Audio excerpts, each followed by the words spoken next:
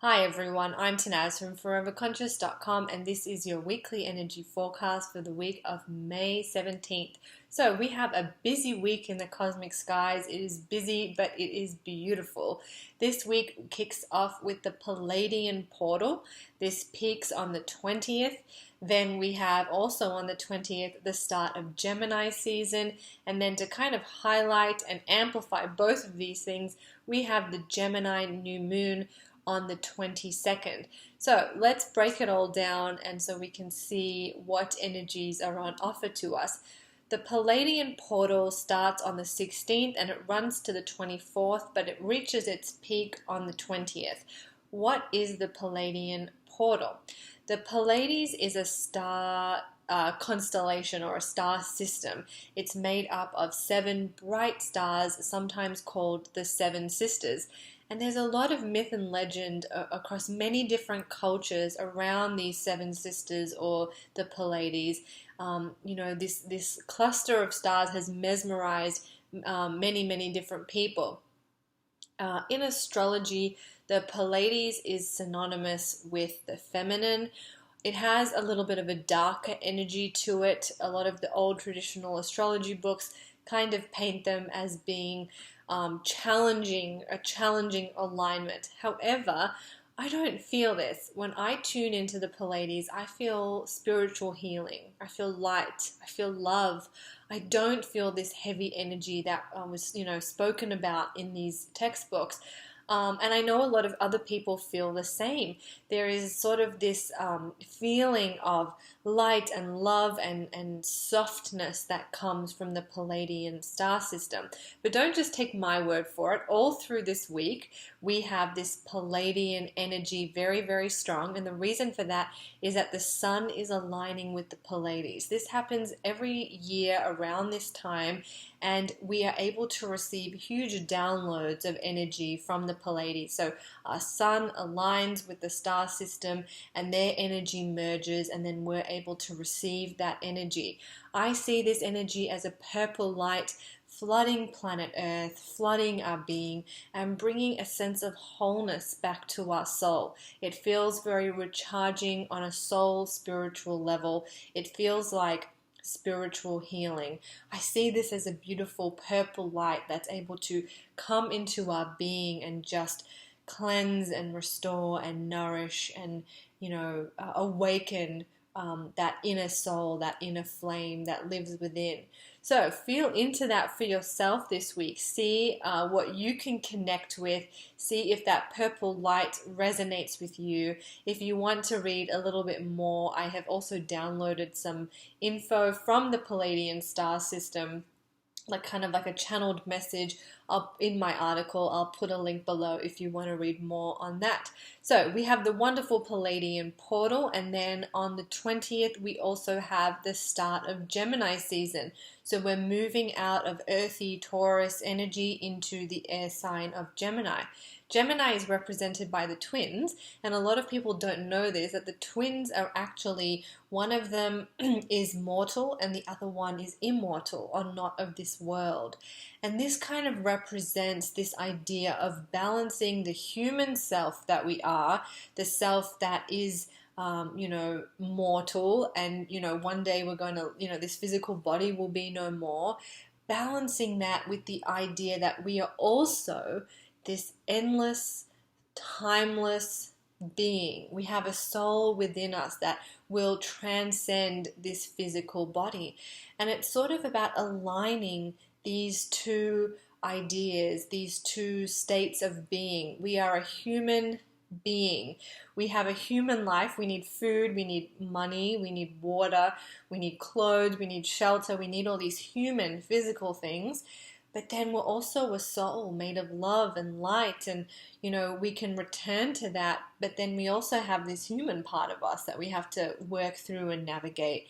And so Gemini season is always a good time to think about how to build a bridge between those states of being so you can operate in a more sort of whole and complete way. How can I keep my feet on the ground and rooted with my journey on earth as a human physical being, but then also connected to the love and light that I know I am, And sometimes it's, on the human journey, it's easy to forget that love and light because we have to wade through a certain amount of darkness. All of us do. And so Gemini season is a good time to build that bridge, or to just maybe think about those ideas of what it means to be human and what it means to be soul. So maybe that's a little homework for you to think about throughout Gemini season. And we're tuning into this no matter what sign we are, because we all have some energy of the zodiac within us. So if you're not a Gemini, it still applies to you. And then we have this Gemini new moon on the 22nd. It will be amplifying the energies of Gemini season. Also, it will be at that end point of that Palladian portal. The new moon is very busy. So what do I mean by that? At the time of the new moon, when I look at the chart for the new moon, there are many other planets active. All these planets seem to be, making alignments and talking to each other and are very active. When I looked at the chart, I saw Mercury, Venus, Saturn, and Neptune all very active at the time of this new moon. So it's going to feel maybe a little overwhelming, all of this energy. And especially as we've come off that sort of Palladian portal energy too, this new moon might feel a little overwhelming, maybe. See how you feel. I don't want to tell you that that's how you're going to feel, but if that is how you feel, okay, just a lot of busy energy in the cosmos. So this new moon is a wonderful reminder and supporter of finding our adaptability. How can we be adaptable? All of us has experienced great changes in our life, and we've really had to be adaptable. And that's what this new moon is kind of reminding us to do, to think about how we can be adaptable to our situation, to the changes that have been made, and celebrating any adaptability that we have achieved. New moons are a great time to set intentions, but maybe these intentions need to be set through the eyes, through the lens of adaptable. How can I create intentions that are adaptable to my current life and to what the future may bring and to what I know and to what I've been through? So new moons, wonderful time to set intentions, but just hold a little space there for keeping them adaptable. And this new moon, along with being a little bit busy, is also the start of the lunar cycle, right? So new moons, start of the lunar cycle. And as we reach the peak of this lunar cycle, which is the full moon, we actually have an eclipse. So this is a regular new moon, but as we start to move through this lunar cycle, we head into eclipse season. So the next time I talk about the full moon, it'll actually be a lunar eclipse, and this happens in June, on June 5th. So we're heading into eclipse season as well. I'll talk more about it as we get closer to it. We're still a couple of weeks away, but I just want to, you might be feeling it, so I just kind of want to let you know what that might feel like as you get close to it. Eclipses can sometimes raise questions. They sort of are a time of release, especially a lunar eclipse. It's a time of really letting go and clearing a pathway. So we may start to feel ourselves questioning some of the choices we have made, questioning some of the decisions that we have made throughout our life, and really maybe looking at them a little more closely. We might feel this new pathway opening for us, but in order to get there, we may know that we have to clear some things and create space for that. So if you start to feel that, if you start to feel a little questioning, know that that might be the eclipse energy starting to filter in and starting to open us up to this new pathway.